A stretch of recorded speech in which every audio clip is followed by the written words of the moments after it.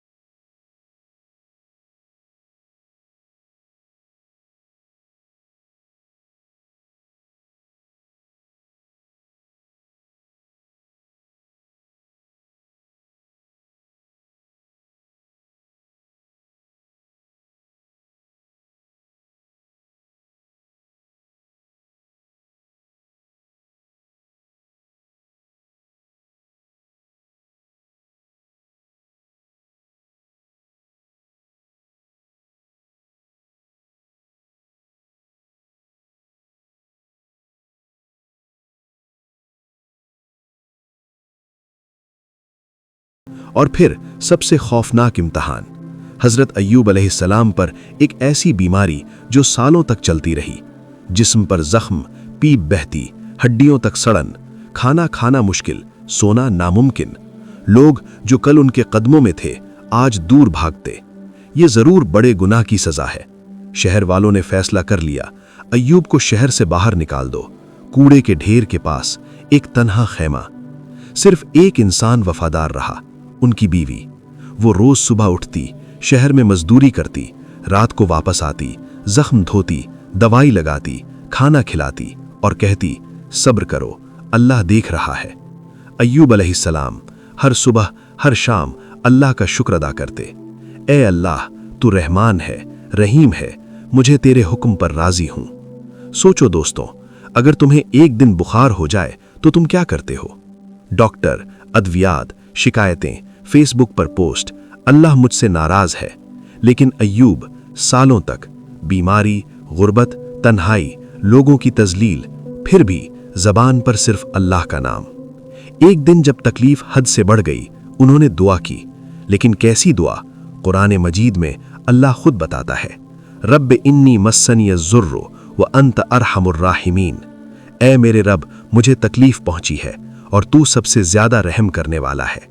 कोई मुतालबा नहीं, कोई क्यों मुझे नहीं, कोई मैं नबी हूं मुझे ये क्यों नहीं। सिर्फ अपनी कमजोरी का एहतराफ और अल्लाह की रहमत पर मुकम्मल भरोसा। और फिर मौजज़ा हुआ। अल्लाह ने फरमाया, ए अय्यूब, जमीन पर अपना पांव मारो। उन्होंने मारा, जमीन फट गई, एक चश्मा फूट निकला। इस पानी से गुस्ल करो और पियो। जैसे ही गुस्ल किया, जख्म मुंदमिल, जिस्म ताज़ा, बीमारी खत्म। लेकिन अल्लाह ने सिर्फ सेहत नहीं दी, सब वापस कर दिया, और पहले से ज्यादा। औलाद दुगनी, मालो दौलत लामुतनाही, इज्जत पहले से बढ़ गई। कुरान कहता है, ये हमारी रहमत थी और अक्ल वालों के लिए नसीहत। अब रुक कर सोचो, क्यों अल्लाह ने उन्हें इतनी बड़ी कामयाबी दी? क्योंकि उन्होंने सब कुछ खोकर भी अल्लाह को नहीं खोया। ये कहानी तुम्हारी है। آج جب تمہاری نوکری چلی جائے تم کہتے ہو اللہ نے چھوڑ دیا، جب بیوی بچوں سے جھگڑا ہو تم سجدہ چھوڑ دیتے ہو، جب بیماری آئے تم نا امید، جب دوست چھوڑ جائیں تم رب کو بھی چھوڑ دیتے ہو۔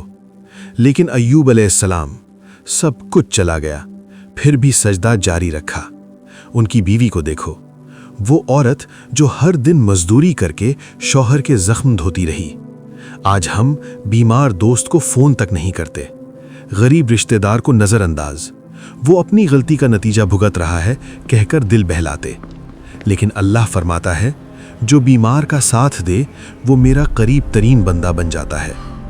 حضرت ایوب کی کہانی ایک آئینہ ہے جس میں تم اپنا چہرہ دیکھو۔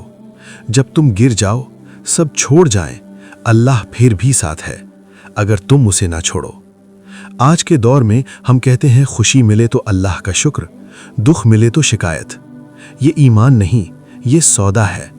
ایوب کا ایمان وفاداری تھی، فائدے کی نہیں، سچ کی۔ سوچو تمہارا صبر کہاں تک جاتا ہے؟ موبائل کا نیٹ سلو ہو جائے غصہ، بجلی غائب چیخ و پکار، امتحان میں کم نمبر اللہ سے ناراض۔ اور ایوب ساری زندگی الٹ گئی پھر بھی الحمدللہ۔ اللہ فرماتا ہے دکھ آئے گا لیکن اگر تم میرے ساتھ رہے میں تمہیں کبھی اکیلا نہیں چھوڑوں گا۔ اسی صبر کی وجہ سے اللہ نے ان کا نام قرآن میں ہمیشہ کے لیے زندہ کر دیا۔ ہزاروں بادشاہ امیر مر گئے، کوئی یاد نہیں، لیکن ایوب آج بھی لاکھوں لوگوں کے دل میں زندہ، کیونکہ انہوں نے مشکل میں اللہ کو پہچانا۔ اب تم سے سوال، اگر کل تمہاری صحت چلی جائے کیا تم سجدہ جاری رکھو گے؟ اگر کاروبار تباہ کیا تم اللہ پر بھروسہ رکھو گے؟ اگر سب چھوڑ جائیں کیا تم رب کو اپنا سہارا بناؤ گے؟ یہ کہانی ختم نہیں ہوتی، یہ تمہارے کل سے شروع ہوتی ہے۔ قرآن کہتا ہے ان اللہ مع الصابرین، اللہ صبر کرنے والوں کے ساتھ ہے۔ آج اگر تم یہ سبق سیکھ لو، کل جب طوفان آئے تم اللہ کے ہاتھ میں محفوظ رہو گے۔ حضرت ایوب علیہ السلام کا امتحان ہمیں سکھاتا ہے دنیا کے ساتھ کھڑا ہو اللہ چھوڑ دے گا، اللہ کے ساتھ کھڑا ہو دنیا خود بخود ساتھ آ جائے گی۔ آج یہ ویڈیو تم تک پہنچی ہے، یہ اللہ کی طرف سے تنبیہ ہے۔ سوچو تم اللہ کو کب یاد کرتے ہو؟ صرف مشکل میں یا ہر سانس میں؟ آخری بات، اللہ سے رشتہ دعاؤں کا نہیں وفاداری کا ہوتا ہے۔ اگر یہ ویڈیو پسند آئی لائک کرو، شیئر کرو اور کمنٹ میں لکھو اے اللہ مجھے ایوب جیسا صبر عطا فرما۔ اللہ ہمیں سب کو صبر اور یقین عطا فرمائے، آمین۔